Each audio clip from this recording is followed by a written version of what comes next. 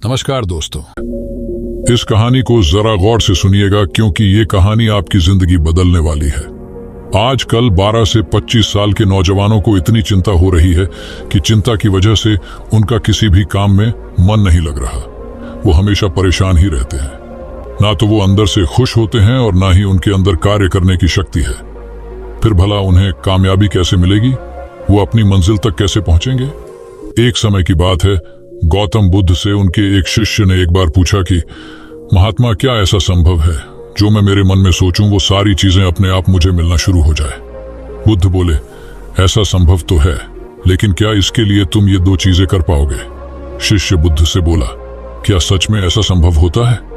अगर हाँ तो महात्मा मुझ पर कृपा कर मुझे बताइए, ऐसा होना कैसे संभव है? मैं इसके लिए कुछ भी करूंगा। बुद्ध शिष्य से बोले, तो सुनो, तुम अपने मन में जो चाहो वो तुम्हें मिलने लग जाए। इसका पहला उपाय यह है कि तुम्हें अपने मन को अपने नियंत्रण में लाना सीखना होगा।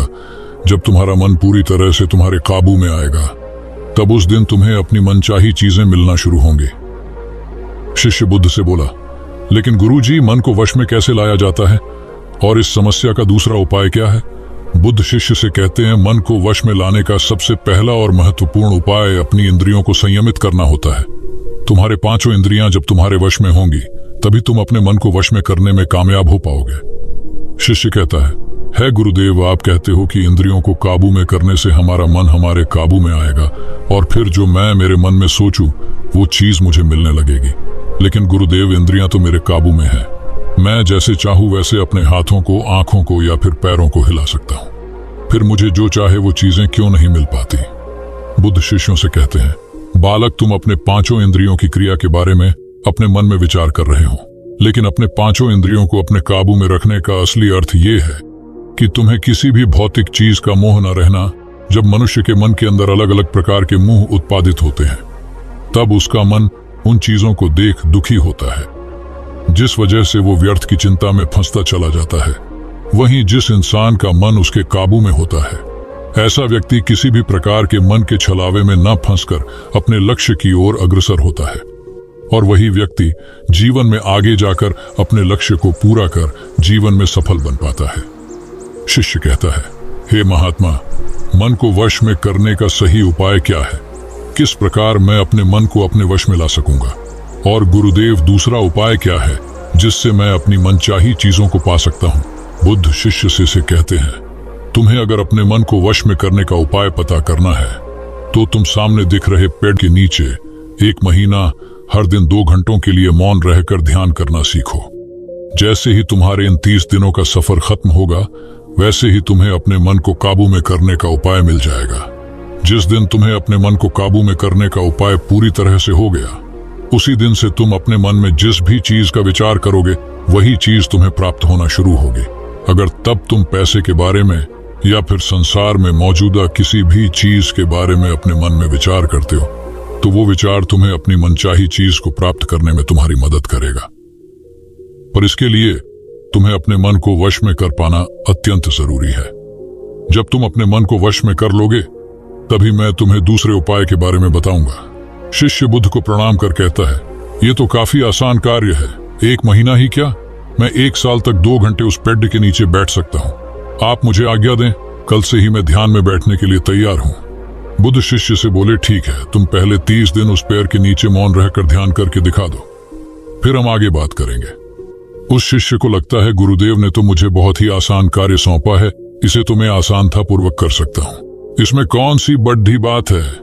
1 महीना पेड़ के नीचे ध्यान ही तो लगाना है, इससे मैं आसानी से कर सकता हूँ। शिष्य दूसरे दिन गौतम बुद्ध को प्रणाम कर उस पेड़ के नीचे मौन रूप से बैठ गया। 3-4 दिन तक ऐसे ही चलता रहा। शिष्य हर दिन बुद्ध के पास जाता है, उनको प्रणाम करता और उस पेड़ के नीचे जाकर मौन रूप से ध्यान करना प्रारंभ करता। लेकिन जब छठे दिन रोज की तरह शिष्य उस पेड़ के नीचे बैठने गया, तब उस समय उसका मन बेकाबू होने लगता है। उसके मन में अलग अलग चीजों के विचार आना शुरू होते हैं। उसने अब तक जिस लोगों से बुरा बर्ताव किया, अपने साथ गुरुकुल में पढ़ रहे भाइयों को उसने हर बार कैसे मूर्ख बनाया और अपनी तारीफ करने के लिए गुरुजी को कब कब झूठ बोला, इन सारी बातों के विचार उसके मन में उत्पादित होने लगे, जिससे उसका पूरी तरह ध्यान में मन लगना बहुत ही मुश्किल होने लगा। थोड़े दिन बीते आज उस शिष्य का मौन रहकर ध्यान करने का 17वां दिवस था, लेकिन उसके मन में बार बार आते हुए गलत विचार उसे ध्यान को ठीक से करने नहीं दे रहे थे। इसके लिए उसने मन में निर्णय किया, मैं इस समस्या का हल गुरुदेव से पूछता हूँ, उन्हें इसका हल जरूर पता होगा। 18वें दिन उसके मुंह पर आ रहे भाव देखकर बुद्ध पहले ही समझ चुके थे कि आज ये सिर्फ प्रणाम करने नहीं है, अपितु किसी समस्या का हल पूछने आया है। शिष्य बुद्ध के पास जाता है और कहता है, ही महात्मा, आपके बताए अनुसार मैं हर रोज 17 दिनों से उस पैर के नीचे ध्यान लगाने बैठ जाता हूँ। शुरुआती दिनों में मैं जब ध्यान लगाने बैठता था, जब मेरा मन पूरी तरह लगता था, लेकिन अब उस पैर के नीचे जब मैं अपना ध्यान लगाने बैठ जाता हूँ तब मेरा ध्यान अच्छे से नहीं लग पाता। मेरे मन में अलग अलग प्रकार के विचार आते हैं। जो विचार मुझे आते हैं उनके बारे में सोचकर मुझे अपनी सोच के ऊपर गुस्सा आने लगता है। मैंने अपने गुरु भाइयों के साथ कितना गलत किया, कितनी ही बार मैंने आपसे प्रशंसा के खातिर झूठ बोला। इन सभी गलत और विचार मुझे अंदर से दुखी करते हैं और मेरा ध्यान टूट जाता है। मैं सोचने लगता हूं कि मैं कितना गलत था, जिसकी वजह से मेरा ध्यान पर मन लगना तो दूर में ध्यान करते समय इन्हीं विचारों से जूझता रहता हूं। है महात्मा, मुझ पर कृपा करें और मुझे इन गलत विचारों को अपने मन से पूरी तरह खत्म करने में सहायता कीजिए।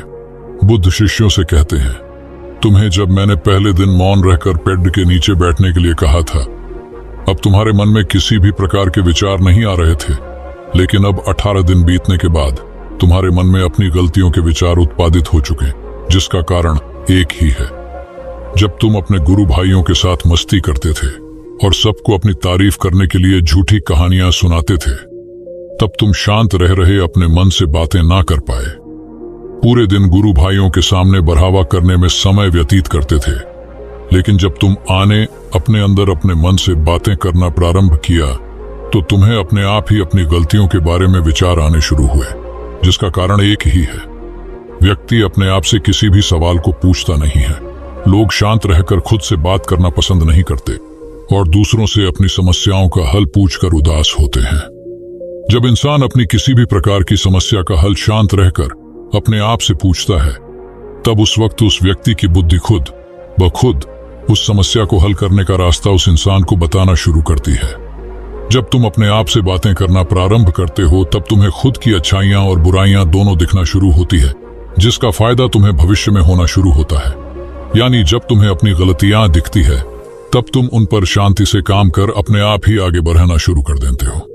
क्यों? जिस वजह से तुम अपने मन में जिस भी चीज को सोचते हो, उस चीज को प्राप्त करने का रास्ता तुम्हारी बुद्धि तुम्हें दिखाना शुरू कर दी है।